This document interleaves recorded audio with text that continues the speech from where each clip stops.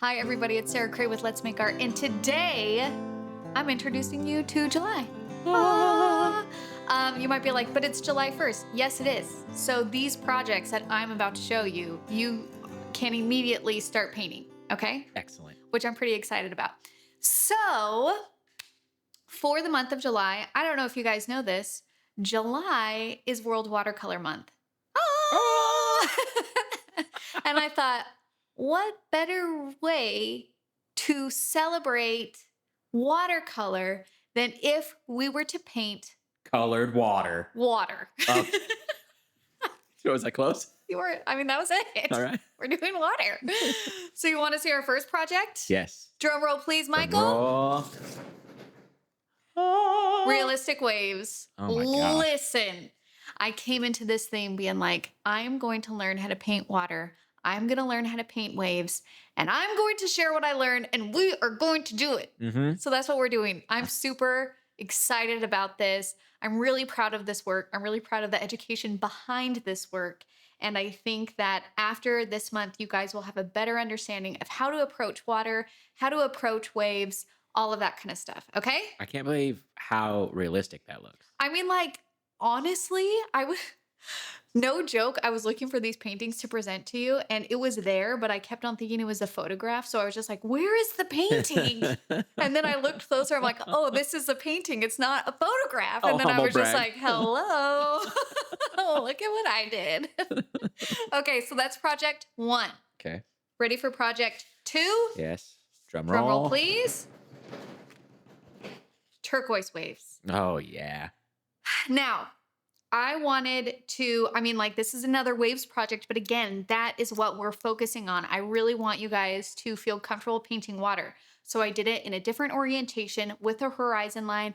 I also used a reference photo that actually looks nothing like this, but we utilize it to paint our waves. So I can show you, this is how you take a photograph, adjust the light, adjust the coloring, adjust the value, so then you can paint and literally start with something and end with something totally different. You don't have to go off of photos exactly. They can just be a starting point. And so this one, we go pretty closely off the reference photo. This one is just like, this is how you start with a reference photo, take what you need from it, and paint something else. Okay? Excellent. I love these I really, again, I'm just like, okay. And then for project number 3, drum roll, please. Chaotic water. That one, I love that one. Okay, I love this project so much, but and In addition to, the reason why I love this project so much is because with these ones, we're really kind of like honing in on the values and the waves and the glares, and like, we're like in it. We're like so focused, right? Okay. That you always have to balance your really intense paintings with chaotic, fun, loose, crazy, wet on wet, all of that kind of stuff. And that is what this project is. And not only is it super fun to make, very beginner friendly, it is also accurate. Like, if you were to look at this from far away, this also looks like a photograph. Right. You notice how I said far away though? Yeah. You look at this. All from my a paintings look better distance. from far away.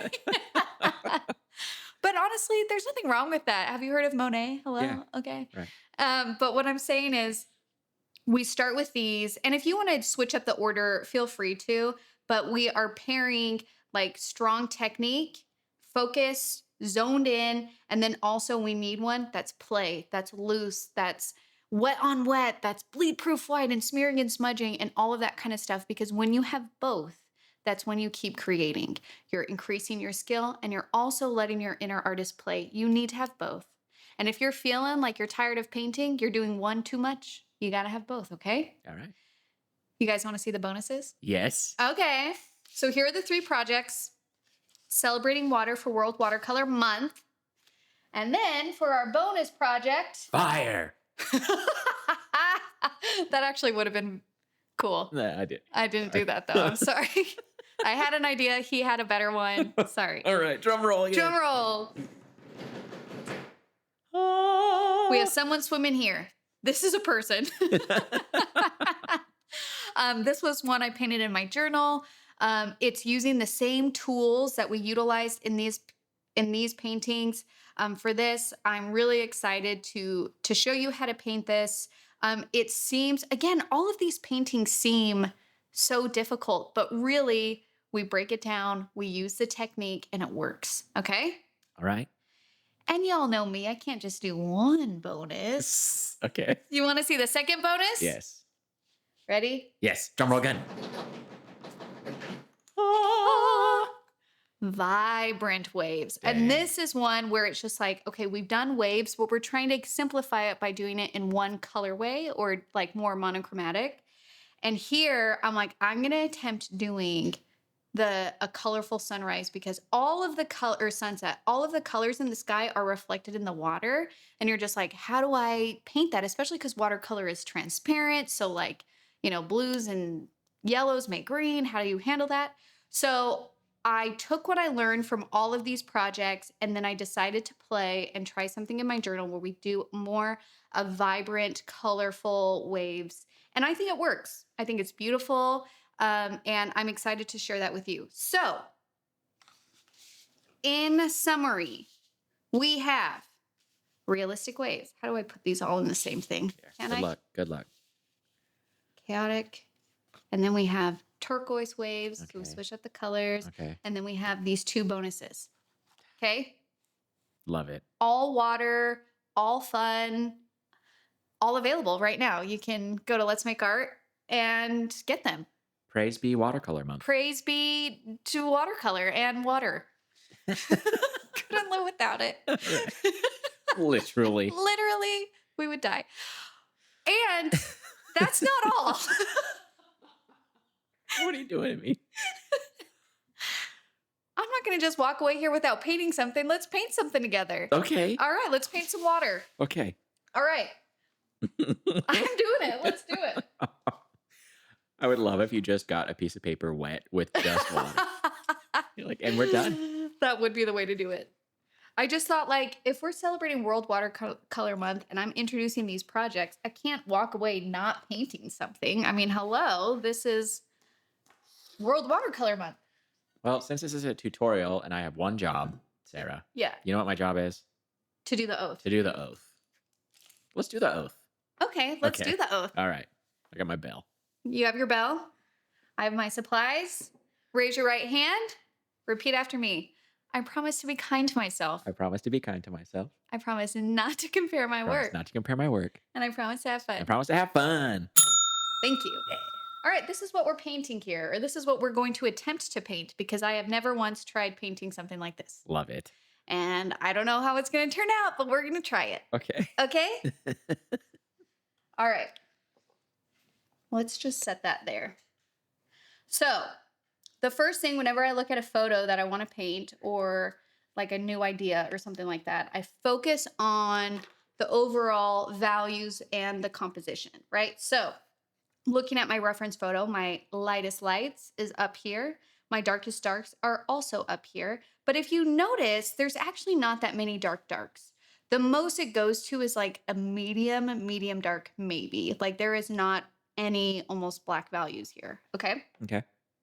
But I think what really makes this painting or this photograph striking is the sun rays that are peeking through from the sun glare through the water. Okay. So I have the rays, I have my lightest values, and then I have darker values around here. So when I go to paint, the first thing that I'm going to want to do is I'm going to want to mask off the areas that are highlighted. So I'm going to take my masking fluid. Let me get all my brushes. Hold, please. Just piles and piles of brushes. Just so many drowning brushes. in brushes. Okay. If you want to do an outline, you can, but this painting seems fairly loose to me, so I feel like I can just eyeball it. So we have a bunch of white here. It's kind of a roundish shape, but not perfectly round. And then there's a lot of tiny little dots and glares coming kind of off of it. Notice the angle in which they're coming off too. And you don't have to worry about getting every single one. I do have bleed proof white. I kind of always have that at the ready. So then I can, put highlights in case I missed any or that kind of thing. Is that even centered? Sure. Good enough. Good enough. Boop, boop. I just thought of a fun little quip for you, Sarah. Love it. Yeah. You look like you wear masking fluid outside. Huh? Because you're so what? Thank you. That was good. Thank you. Took me a second, but I got it. I got there. You come back inside with your Frisket biscuit and just wipe it off. I mean, in a way, I do wear masking fluid. I mean, I wear sunscreen. It's same Like, thing. I have to, or else I'll be a lobster. You look like you wear. Okay. That feels pretty good.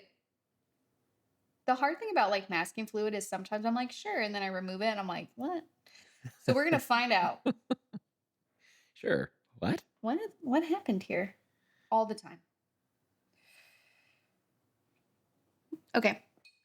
Now we want to make sure that is dried before we paint. The color that we have here is a really gorgeous like turquoise.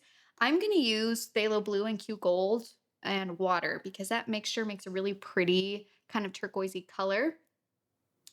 I'm going to use, I think I'll use this angular shader to remove the sun rays. So this is what I'm thinking in terms of steps for this painting.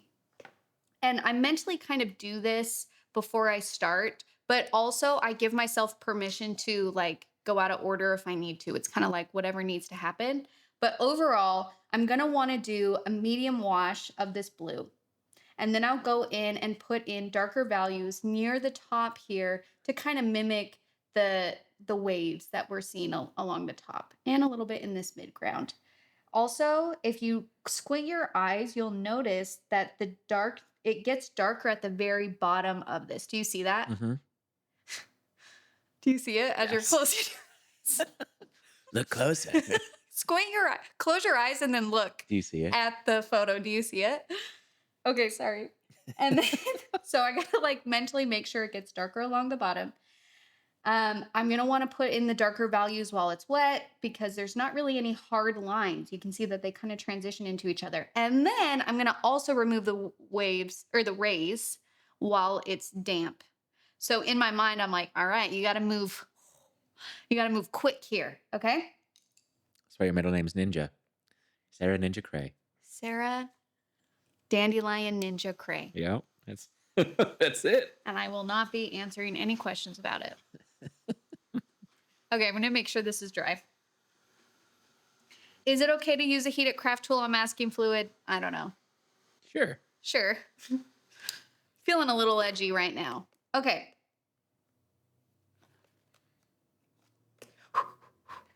Let me turn my palette. Here I have phthalo. Here I have Q gold. I'm going to use a quill. Let's move this out of the way.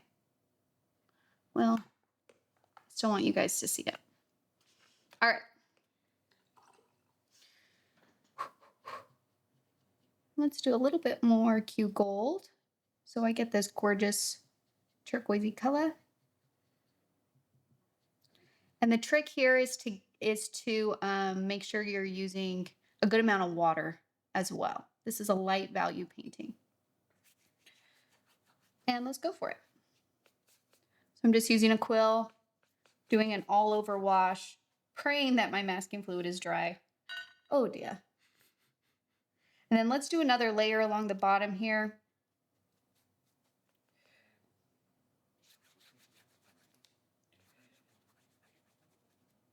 Okay. And again, it doesn't have to be this perfectly smooth wash. This painting is not perfectly smooth. I am going to let gravity do a lot of work for me in terms of holding my journal up, because then that color is just going to naturally kind of even out and spread in my journal. And then sometimes what I like to do is drop color in like where there's darker values along the bottom. And then just kind of move back and forth.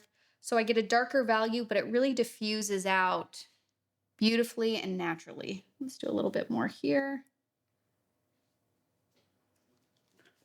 That almost closed.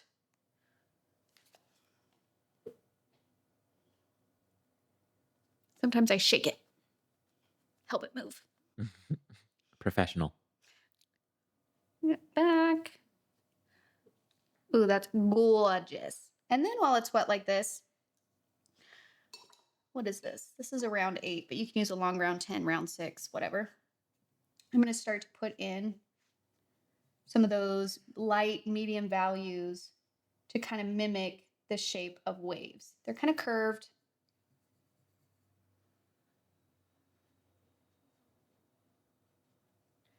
I'm going off of vibes here. I'm just looking at basic shapes. And let me bring this reference back so you guys can see it.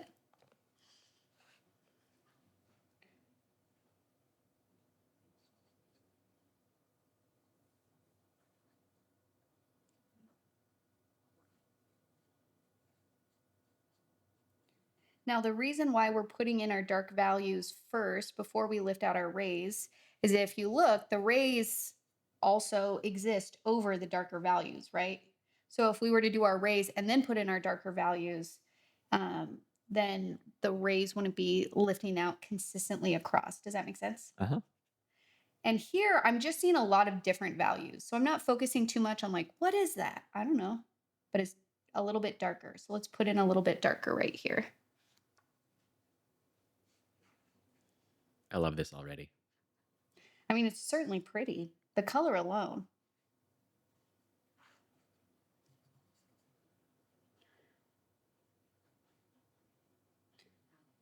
Just put in.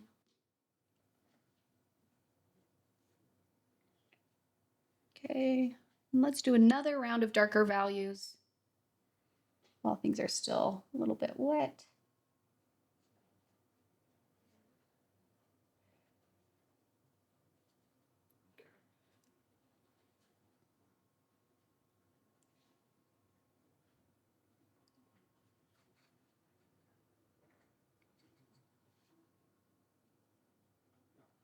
Okay, that is feeling pretty good. I want to let this, like, I'm giving this a beat before I do any more. And the reason why is because it's still damp, which is beautiful. All of the dark values that I'm putting in or the extra layers are diffusing out really evenly, which is not bad, but I want some of the darker values to stay dark.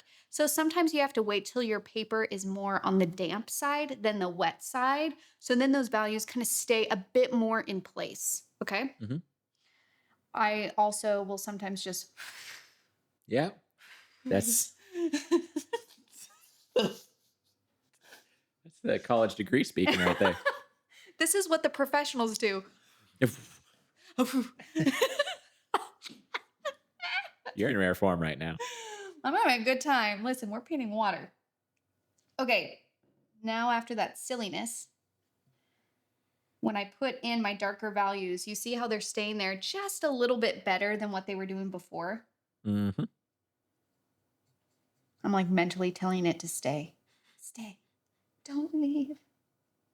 Oh, too green.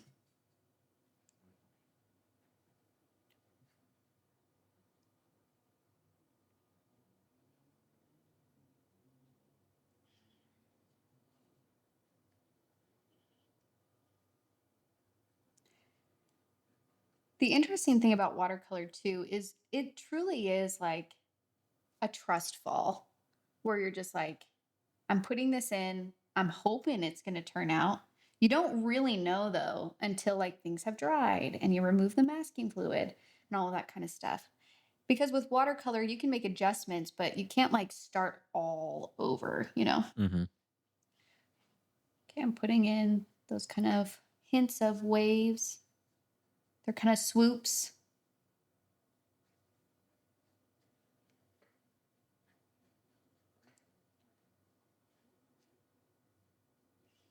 The color is staying a little bit better. See how those values are staying Yep. a little bit stronger. I think if I wanted to, I probably could do one more run of it.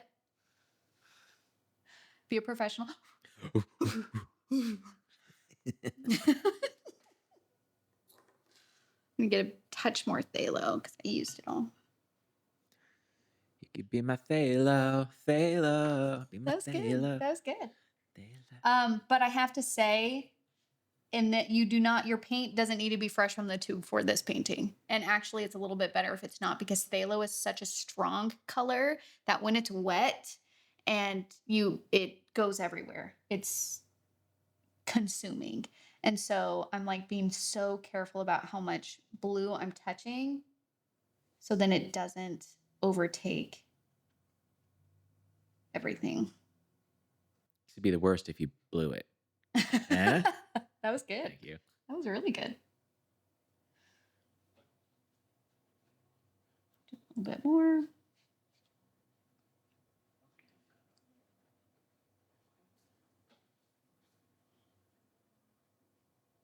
The biggest thing at this point is you want to make sure you have a medium value on your brush, medium light, but that your brush doesn't have a lot of water, because if it does and you go to try and do a darker value, you would actually lift paint up. Does that make sense? Mm-hmm.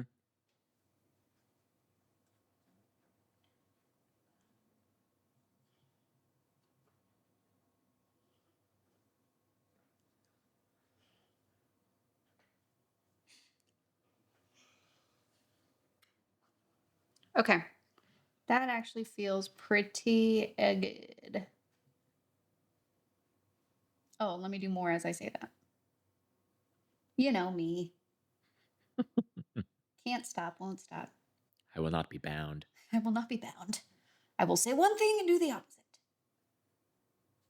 Okay.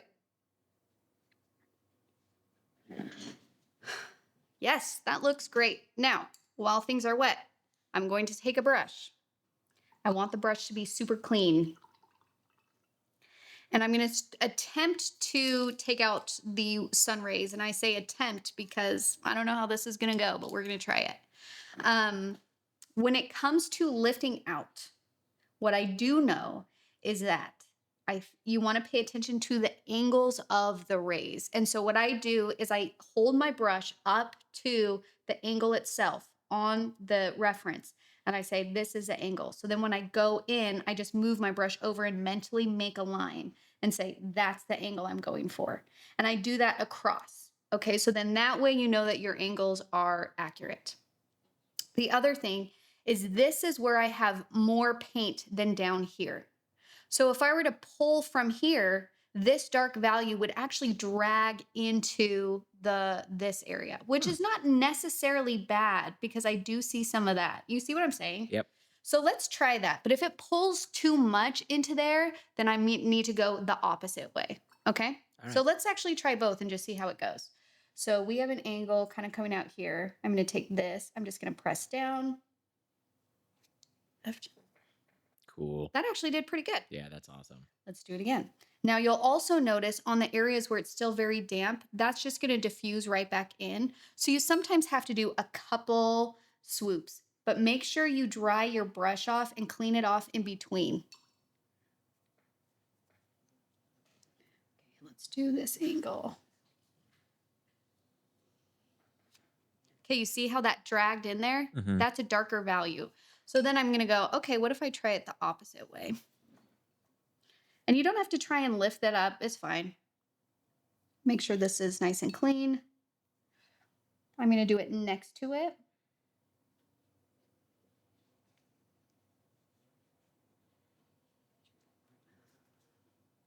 Cool. Okay, that actually worked.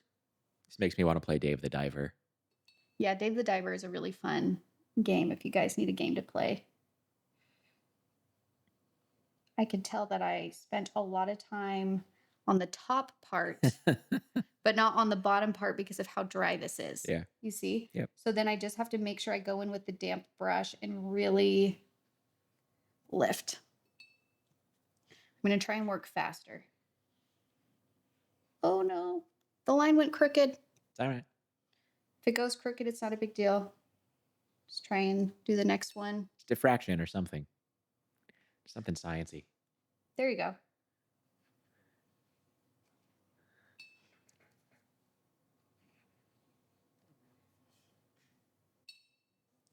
I'll also probably use a liner on some of this too, because you can see that my lines are getting kind of thick, which is not bad. Some of them are thick and some of them are thin.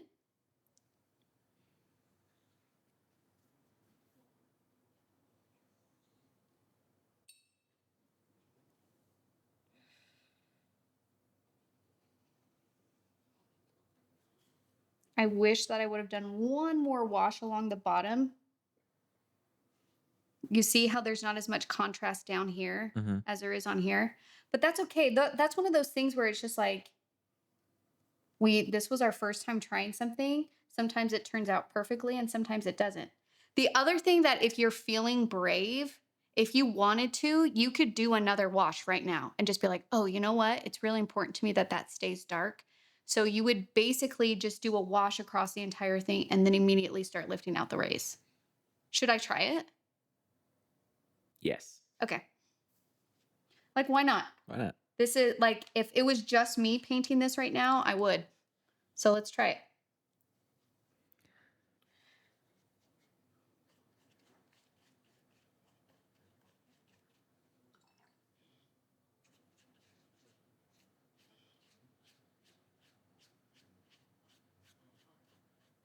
Okay. And then I'm going to do, ooh, see that phthalo got away from me.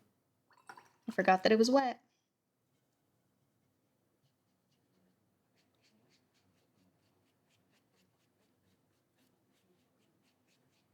So I wet the bottom half. There's really no need to wet this half.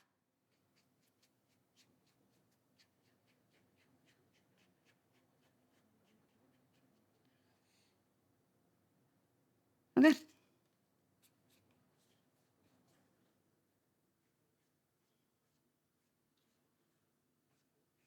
I think that if you were to do this and where you were able to get that dark value right the first time, then this painting would be much simpler. But sometimes we don't get it right the first time always. You know what I mean? Mhm. Sometimes things happen. And so we just have to like problem solve, you know? Mhm. Can you see even though I'm holding it up? Yeah. Okay. And then I'm going to put some waves back in the midground here.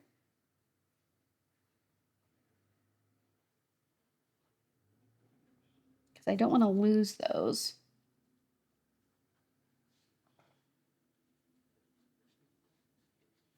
Okay. Again, trying to work quickly here.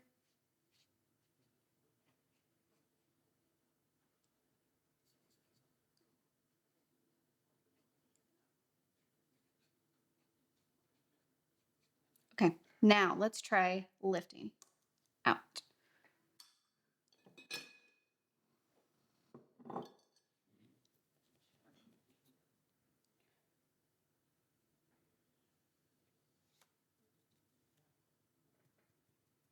And it might be a bit too wet also.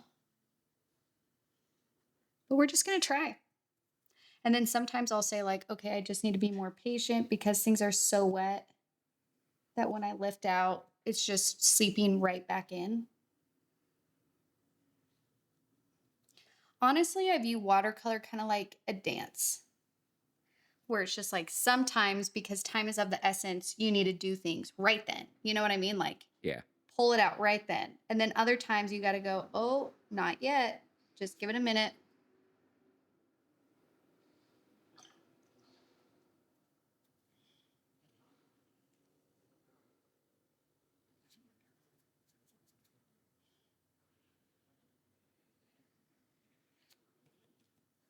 Okay.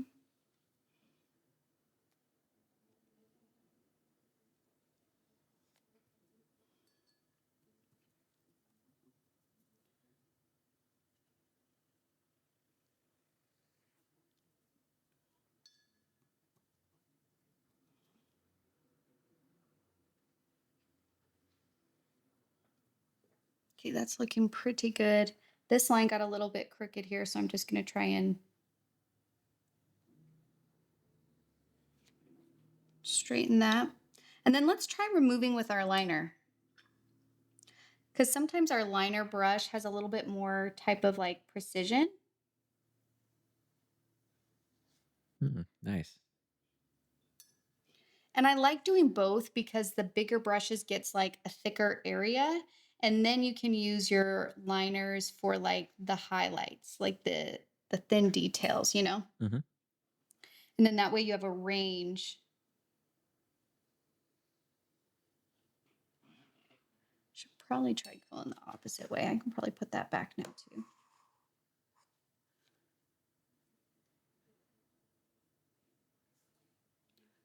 Just trying to get this puddle to kind of softly diffuse out. Okay. And then worst comes to worst, like let's say you're doing this and you can't get your highlights. You can go in with bleed proof white and do some rays with bleed proof white. I don't think there's anything wrong with that.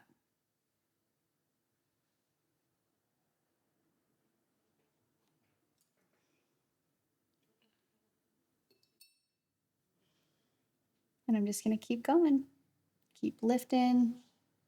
Keep swimming. It's Finding Nemo. What? Keep swimming.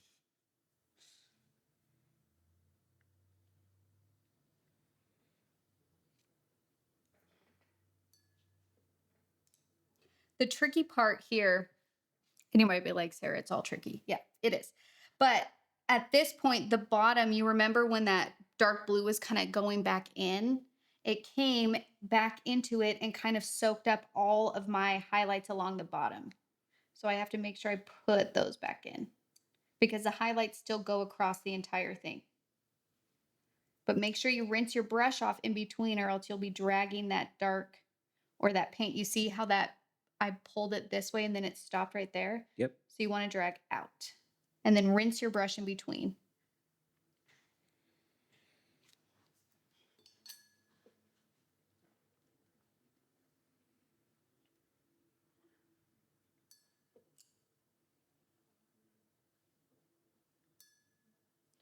Now, you might be wondering, could I do this when the paper is dry?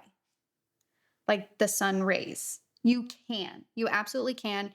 You just want to be aware of how much water is on your brush when you do it. Because if there's a lot of water, if your liner is holding a lot and you do a water like clean out, that water could let go of your brush and create a thicker line and then a hard edge along that because it would then be a bloom because that's uneven water disbursement. Mm-hmm. So you absolutely can. You just want to make sure that you're doing it with like a mostly damp brush and not a wet brush. So you can then control how much water kind of leaves that brush. Does that make sense? Mm-hmm. All right, let's try and get these rays back in here. Let's try the bigger brush. That might just lift more out. Save us some time.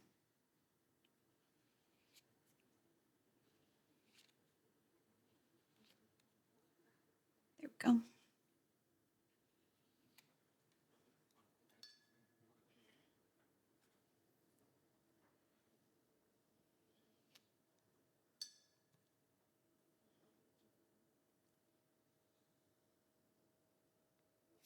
That looks really cool.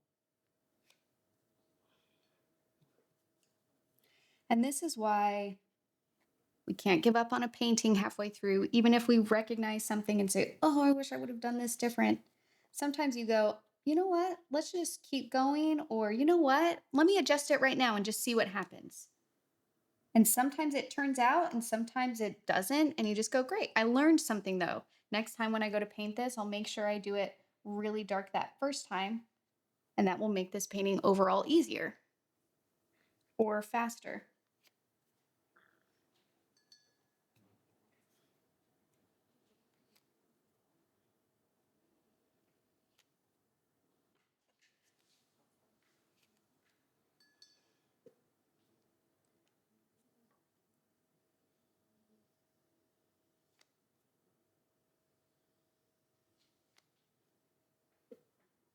Okay, that's actually feeling real good. And you'll also notice that there's going to be some moments on the rays that are feeling lighter in value than other moments. That's okay. That's actually pretty accurate to what we see in the reference photo.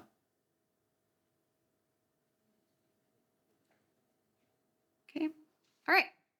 Now, when I just want to call out that sometimes when you're lifting, if you press your brush really hard, you will actually kind of lift up the paper. You can see my paper is starting to peel. Mm-hmm. This is Arches paper, so it's good quality paper, but paper is still fibrous. So if you rub up on it hard, like rub aggressively, it will start to kind of peel. Which that doesn't really bother me, but if you're worried about your painting, like that's what's happening.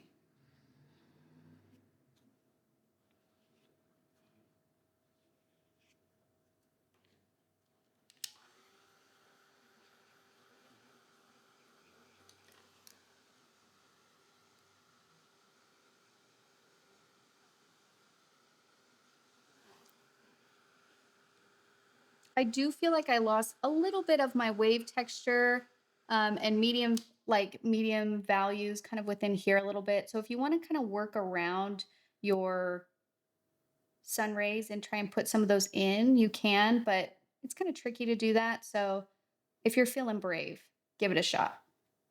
If you're feeling like, no, thank you, you don't have to.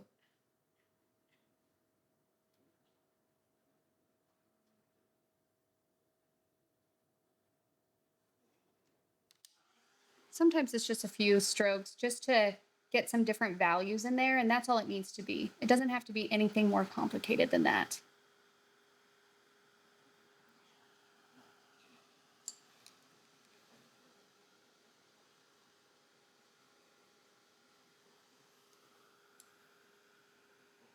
Sometimes I like to make sure my values are pretty dark up here.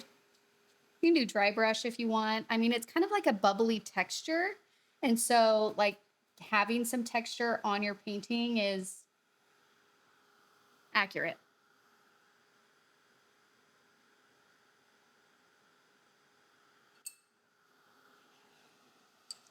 Okay, then I'm going to dry this. And then we're going to remove the masking fluid and see how it all kind of played out. And then I'm going to probably add some starbursts, like the little star glares that you see here. I just feel like it really creates a feeling of brightness and sunlight. So even though you really only see it on the sun, I'm going to do it on more. Because it's your painting. Because it's my painting, because I can. All right. And the only person here to stop you is terrified of you, so I will not be doing that. Oh, that's true. Okay. I try to let my masking fluid cool down before I try and remove it from my Heat It Craft tool. Why? I don't know. Science. Science. Dang. That's awesome.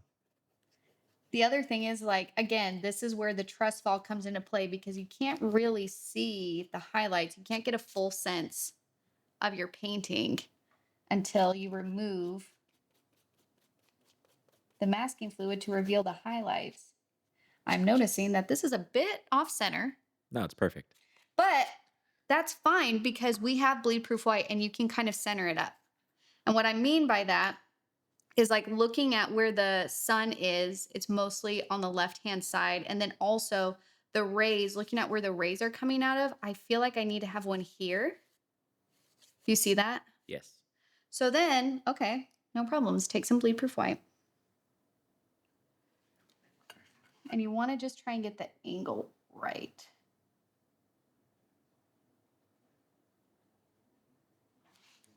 Okay, that feels better. And then I can't shift the sun over completely, okay? Like that would just not, and then these lines wouldn't match, it would be a whole thing. So instead of saying, I need to shift everything, we can say, I'm gonna bring more highlights over here and activate the right-hand side with some of these highlights to try and even out the composition.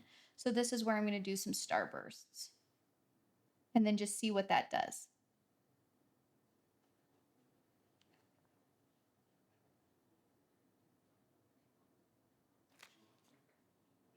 Oh, it's feeling more centered. You know what I mean? Yep. Let's do some starburst off of the main sunburst on the right-hand side.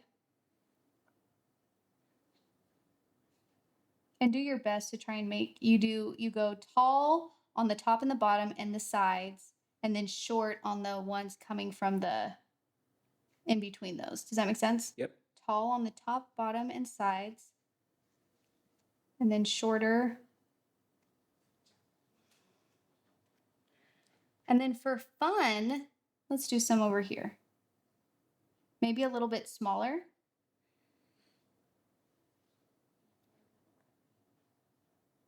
And sometimes it's so small that you're not going to get a full burst. You'll just get like hints of a burst. And then we do have to do a couple. We can't only have the starburst on the right-hand side. We need to do a couple over here. But try not to do it heavy right here because then that's going to move the sun back to the side. Does that make sense? Mhm.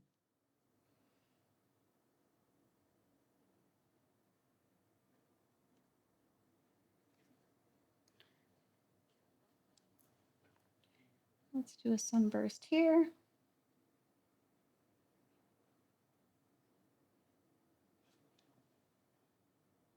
Okay. And then if you're feeling really brave or really like you want your highlights to be strong, you can take like a ruler. I know, I'm saying a ruler. But if you want to take like a ruler and do some like really highlighted sun rays kind of coming out, please feel free to. I'm feeling edgy. I'm feeling like what would happen if I were to just do it without a ruler? It's worked out so far. You just want to try and keep your rays as straight as you can. That's why a ruler would be helpful. But I'm feeling like this one, you see how that's kind of crooked? Yeah. I'm going to straighten that out. Do I have a ruler? Probably not. If you don't have a ruler, you can use like an edge of a piece of paper. Just make sure it's thick.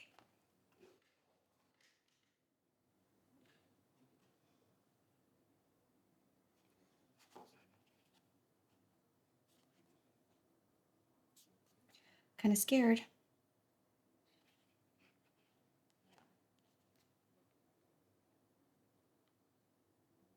But I'm telling myself as I tell you, it's just a piece of paper.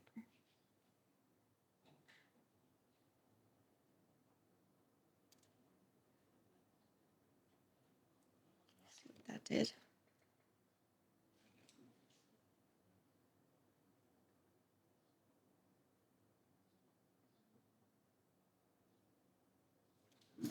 Perfect. That kind of help it? Yeah, kind of.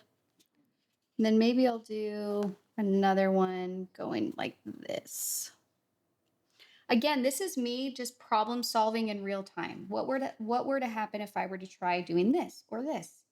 And if you think that all of these professional artists do not do this, then you are mistaken, my friend. This is every painting. Every painting, it's a, oh, shoot. Okay, how do I fix it? Being really good at something is not about never making mistakes or avoiding mistakes. It's about recognizing that you can adjust mistakes, you can fix things. And a painting is not lost just because there's some mistakes, you know? Mhm.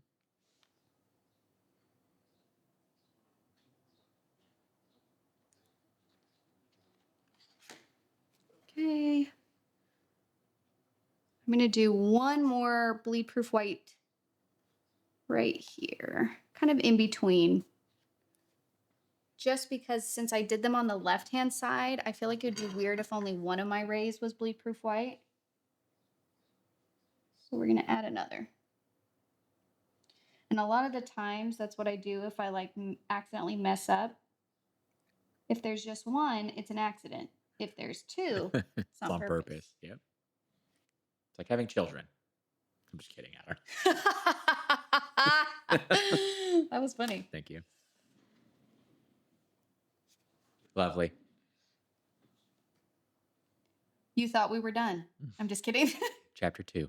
Michael was just like, all right. No, that actually feels really good. I like that. And I feel like I need to do like one more little glare right here. Why? I don't know. Vibes. Vibes.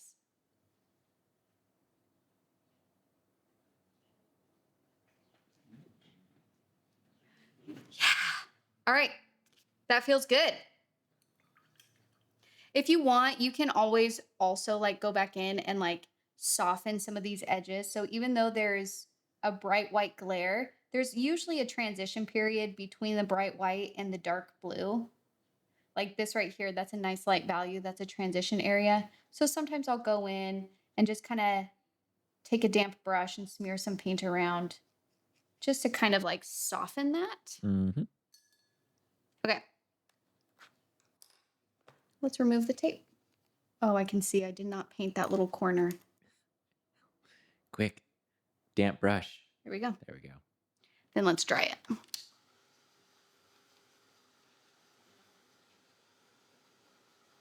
I think the really fun thing too, as you guys like paint and figure out what works for you and your style and all this kind of stuff, the more that you paint, the more you're going to develop tools of like, how do I adjust things when I inevitably mess up? Because that's just part of it. So that's why, like, bleed proof white, that's something I always have on the ready because then I can adjust sunbursts and rays and all of that kind of thing. And maybe bleed proof white isn't your thing. That's totally okay. Maybe you have something else. And there's nothing wrong with that. Figure out the tools that work for you, have them ready, and know that every time you do make a mistake and you try to fix it and adjust it, that's you like adding to your toolbox essentially of being like, oh yeah, I've made those mistakes before. I know that I can paint my way out of it, kind of thing. Like, you use bleed proof white a lot. I just cry and my tears bleach the paper, and, Oh, like, is that what you yeah, do? it's very similar effect, The but, salt water yeah, really is yeah. what lifts it very well. Thank you. I'm very organic. Thank you. Okay, this is our water painting, our sun rays. I hope that you had fun with it and tried it. If anything, I hope you learned anything, something, anything, something. And then for me, it's just like I'm happy with how this painting turned out. And if I were to do it again, I know some things to do differently next time. And that doesn't mean I have to repaint this, but this means that if I were to try this, maybe I do a silhouette of dolphins or a turtle or something like that. I can pull from this experience and apply it to a brand new painting. It doesn't even have to be the same exact one. And the more that you do that, the more you're going to feel comfortable and confident in your work because you know that you'll be able to figure it out. And if you can't, the worst thing that can happen is it goes in the trash because we're literally talking about a piece of paper. All right. I hope you guys enjoy our focus on watercolor for World Watercolor Month. I'm really excited about this month's offering and everything that we're going to do. All of these projects are available for purchase as a bundle. After the month of July is over, they go into the vault until we do an archive release. So I hope you join us for World Watercolor Month. We'll see you next time. Bye.